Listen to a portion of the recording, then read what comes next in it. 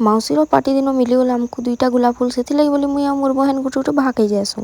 ଜୁହାର ଜୟ ମା ସମଲେଇ। ଯେନ୍ତା କି ଦେଖୁଥିଲ ମୋର୍ ମାଉସୀର ବିହା ଚଲୁଥିଲା ଆଉ ଏଖେନ୍ ମୋର୍ ମାଉସୀର ପାର୍ଟି ଏ। ତ ଏଇ ପାର୍ଟି ନିକେ ଆସିଲା ପରେ ମାମୁକେ ଯେନ୍ତା ଯେନ୍ତା ପୋଜ୍ ମାନେ ବତଉଥିଲେ ଫଟୋ ଉଠାବାର ଲାଗି ଯେ ନିକ ମାମୁ ତ ପୁରା ଲଜେଇ ଯାଉଥିଲେ। ଆଉ ଆମର କ୍ୟାମେରାମ୍ୟାନ୍ କେ ଦେଖୁଛ ତ କାହାରି ନେ ବି ନିଥିବେ ଏତକି ବ୍ରାଣ୍ଡେଡ୍ କ୍ୟାମେରାମ୍ୟାନ୍। ଯେନ୍ତା କି ଗୋଲାପ ଫୁଲ ଆନିକରି ମାମୁ ଆଉ ମାଉସୀକେ ଧରେଇ ଦେସନ୍ ବେଲେ ସେ ଗୋଲାପ ଫୁଲ ଆମେ ନେଇ ଯାଏସୁଁ। ଆଉ ମୁଇଁ ଗୁଟେ ଆଉ ମୋର୍ ବହେନ ଗୁଟେ ଧରିକିନା ସେତାକେ ଫଟୋ ଉଠେଇ ବସସୁଁ। ଆଉ ଇନେ ଦେଖୁଛ ତ ନିନି ଛୁଆ ମାନେ କେନ୍ତା ସୁନ୍ଦର ସୁନ୍ଦର ଦିଶୁଛନ୍ ଯେ କେତେ ସୁନ୍ଦର ସଜେଇ ହେଇଛନ୍ ଯେ ସଭି ଚୁପଚାପ ବସିଥିସନ୍ ଲେକିन ଆମର୍ ଦ୍ୱାରା ହେ ଜିନିଷଟା ନି ହେଇ ପାରସି। ତାରପରେ ଇନ ମାମୁ ଆଉ ମାଉସୀ ସାଙ୍ଗେ ଫଟୋ ହେବାର ଲାଗି ବୋଲି ମୋର୍ କାକି ମାନେ ଆଉ ମୋର୍ ମା ଘରେ ପଲେଇ ଆସନ୍। ଆଉ ସେମାନେ ଫଟୋ ହେଇ ବସନ୍ ବେଲେ ଆମେ ଇନୁ ଗୋଲାପ ଫୁଲ ସାଙ୍ଗେ ଫଟୋ ହଉଥିସୁଁ। ତାରପରେ ଇନ ମାଉସୀକେ ଯେନ୍ତା ଯେନ୍ତା ପୋଜ୍ ମାନେ ବତଉଥିଲେ ସାନ୍ ମାଉସୀ ମାନେ ଯେ ନି କହନ ମାଉସୀ ତ ପୁରା ଲଜେଇ ଯାଉଥିଲେ। ଇ ସବୁ ଦେଖି ଦେଖି କରି ଆମେ ଟାଇମ୍ ପାସ୍ କରି ପକଉଥିଲୁ।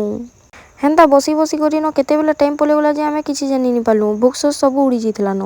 ଆଉ ଇନ ସଭେ ଖାଇ ସାରଲେ ନ ଖାଲି ଆମେ ତିନିଟା ନ ବସିଛୁଁ। ତାରପରେ ଆମେ ପଲେଇ ଯାଏସୁଁ ଭୁଜି ଖାଇବାର ଲାଗି।